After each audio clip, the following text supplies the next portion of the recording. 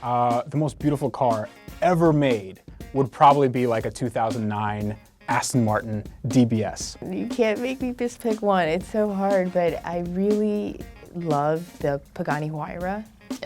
Porsche 356 Speedster. Oh, love that car.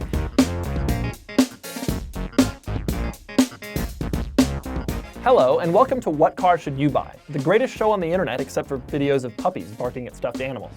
I'm Doug DeMuro, and today we're covering a subject that everyone has an opinion about, automotive beauty. Specifically, what's the most beautiful car you can buy? We're all eager to weigh in, and here's what we think. Saying something is beautiful is an extremely, it's a judgment. Not just of its aesthetic qualities, but of its worth. The problem with almost all car designs today is that they were designed by kids. I think the most beautiful car you can buy on sale today is the GTR. Every time I see that car, I feel like my heart is going to burst out of my chest. It's just, from every single vantage point, it is a gorgeous car. The most beautiful car you can buy, in my mind, is the Bmw I8. And what I love about the car is you've got this beautiful sort of floating belt line and roof, because the whole belt line from the front to the back of the car is blacked out. Something else I love about the i8 is that it's got these blue touches around the grille and along the side. If you get an i vehicle from them, they always put that sort of blue signature, and it's just such a lovely touch, and it just differentiates it immediately from other cars.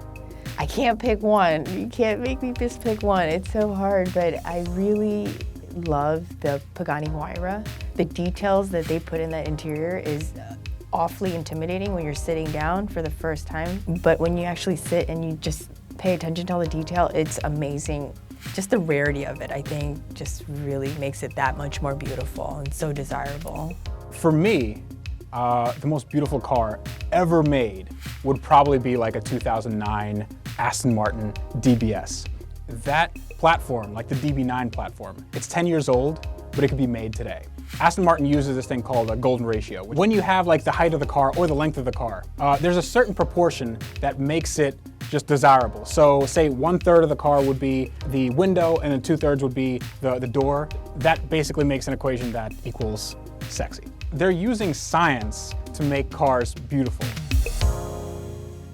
Look at all the best designs from before 1970, say 1950, 1970. Italian sports cars always come to the top of the list. And each and every one of these cars looks like a beautiful woman lying on her stomach, having just woken up, about to get up. Modern cars don't look like that because the kids designing them have maybe never even woken up and seen that in person without paying, which leaves us with the Morgan Aero 8.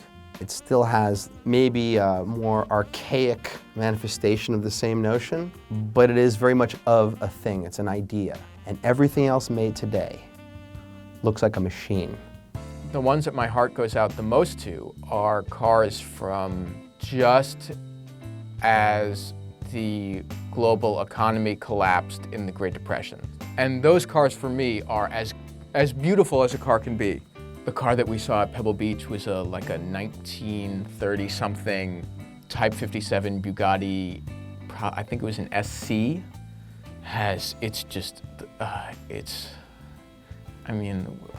Words fail me. The most beautiful car you can buy, period. 1964 Lamborghini 350 GT. It is just perfect in every way. It has a long hood, it has a short little passenger compartment that comes to sort of a point in the back. Cars are not built like that anymore. That is the most beautiful car.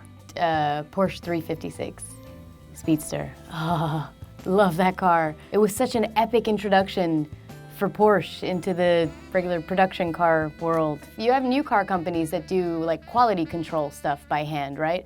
But you don't have people actually cutting metal, shearing steel and aluminum by hand and filing it and sanding it, and there is some serious craftsmanship that went into designing those cars, and you can see it. There's no original Speedster that you can buy out there that won't have some kind of race history, and I think there's something to be said about that. The most beautiful car that is on sale today is a 1938 Alfa Romeo 8C that you convince someone to sell to you. That is the most beautiful car in the world right now. It's all Art Deco and it's got streaks along the sides and it's perfect. Why would you want any other car? If you can find one for sale, that is the car for you. Of course, beauty is in the eye of the beholder, and our opinions are very subjective, except for mine, which are correct. Thanks for watching, and don't forget to reply in the comments below, where you can tell me how much you agree with me.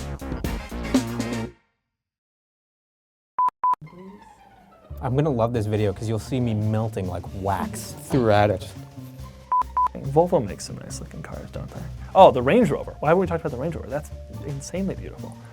You can't drive around the street with a Range Rover without people looking at you and saying, how beautiful. No, nobody says that to me. They're like, oh, your car's smoke's coming out of your hood. When I look at Doug DeMuro's Aston Martin and how much it breaks down, I think that car is doing him a favor. The car is saying, no, no, no, don't sit inside. Stand outside and admire my beauty. I was pulled up next to a white GTR and I looked over and I was like, sploosh. There's nobody on the planet Earth that thinks that the Aston Martin DBS looks bad. And if there is, you're lying to yourself. Most beautiful car of all time is a 1999 Jeep Cherokee. I have a weird thing for these Jeeps, and I admit that, and I'm in a 12-step program, and it's going really well. The most beautiful car of all time? You know, something with those enormous fins that Ralph Nader made illegal, right? Fucking Ralph Nader. What a dick.